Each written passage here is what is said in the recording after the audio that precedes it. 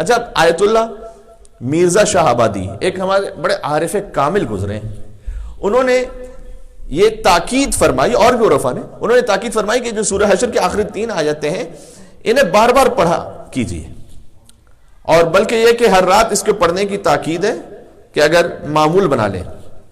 اس کے لیے ثواب بھی بہت زیادہ ذکر کیے گئے، حتیٰ یہ کہ حدیث نبوی ہے کہ سورہ حشر میں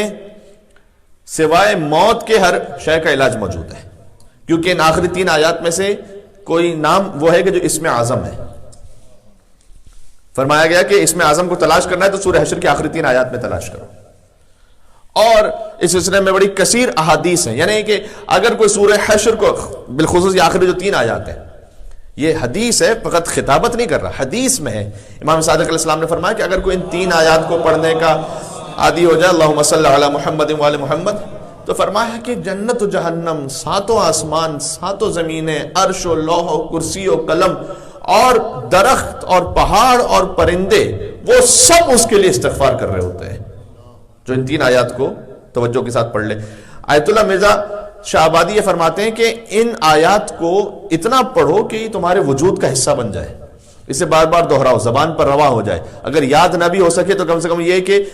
اس طرح سے یاد ہو کہ اگر کوئی ساتھ پڑھ رہا ہے تو آپ پڑھ سکیں اس کے ساتھ، اگر دیکھ کے پڑھ رہے ہیں تو روانی سے پڑھ سکیں۔ اس کے بعد ایک عجیب بات، لطیف بات کہتے ہیں کہ اگر یہ 3 آیات ہم پڑھتے ہوئے ہمارے وجود کا حصہ بن جائے اور رواں ہو جائے، جس کو ہم فلسفے کی زبان میں، منطق کی زبان میں کہتے ہیں کہ ملکہ بن جائے، ہمارے وجود کا حصہ بن جائے یہ 3 آیات، تو اس کا فائدہ کیا؟ کہتے ہیں سب سے پہلا فائدہ تو اس کا موت کے بعد فوراً قبر کی پہلی رات میں ظاہر ہوگا۔ کب؟ کہ جب ملائکہ آئیں گے اور سوال کریں گے کہ مر ربک، تیرا رب کون ہے، اور کسی نے جواب دینا شروع کیا کہ میرا رب وہ ہے کہ هو اللہ الذی لا الہ الا هو عالم الغیب والشہادہ هو الرحمن الرحیم هو اللہ الذی لا الہ الا هو الملک القدوس السلام المؤمن المہیمن العزیز الجبار المتکبر سبحان اللہ عما یشرکون هو اللہ الخالق البارئ المصور له الاسماء الحسنى یسبح له ما فی السماوات والارض وهو العزیز الحکیم۔ کہتے ہیں اگر کوئی یہ جواب دے دے ملائکہ کے سامنے کہ میرا رب یہ ہے، تو وہ اتنے مبہوت اور متحیر ہو جائیں گے خدا کی اس تعریف سے اور اس شخص کے جواب سے، کیونکہ یہ تعارف حق ہے بزبان حق، نہ کہ تعارف حق بزبان خلق، دونوں میں فرق ہوتا ہے۔ بات واضح اور ایک مل کے صلوات بھیجیں محمد و آل محمد پر، اللہم صلی علی۔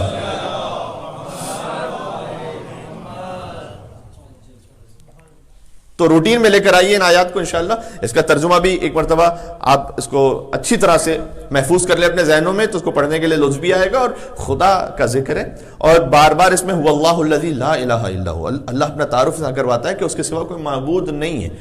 خود اصدق القول احادیث میں آیا ہے کہ لا الہ الا اللہ، کائنات کا سچا ترین جملہ ہے لا الہ الا اللہ، فرمایا کائنات کا خالص ترین جملہ ہے لا الہ الا اللہ، اور اس میں خلوص اس طرح سے بھی ہے کہ لا الہ الا اللہ، اگر کوئی لا الہ الا اللہ کا ورد کر رہا ہے تو اس کے ہونٹوں پہ جنبش نہیں ہوتی، یعنی اگر کوئی لا الہ الا اللہ کا ورد کر رہا ہے تو ہو سکتا ہے کہ وہ محفل میں ہو،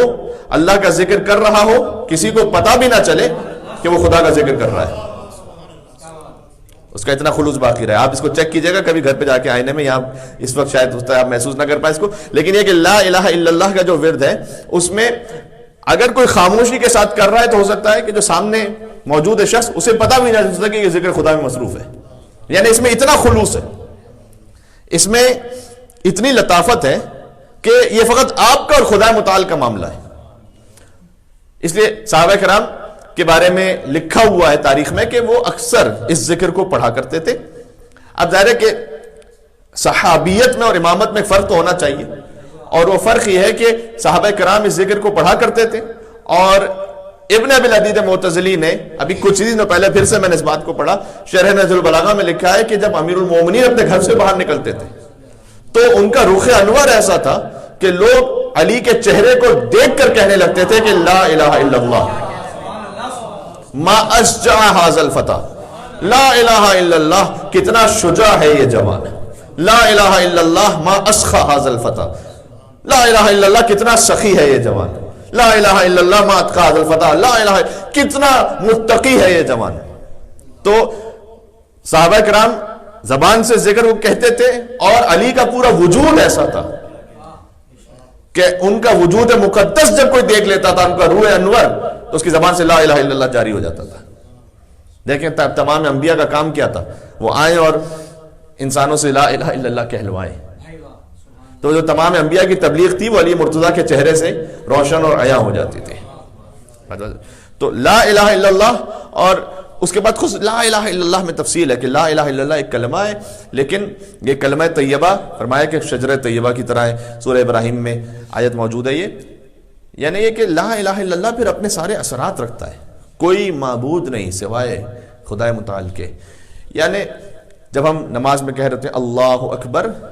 تو یعنی کہ میں اور کسی طاقت کو تسلیم نہیں کرتا سوائے خدا متعال کی طاقت کے۔ میں دنیا کی کسی اور جھوٹی عزت کے سامنے، کسی شہرت کے سامنے، کسی مقام کے سامنے اس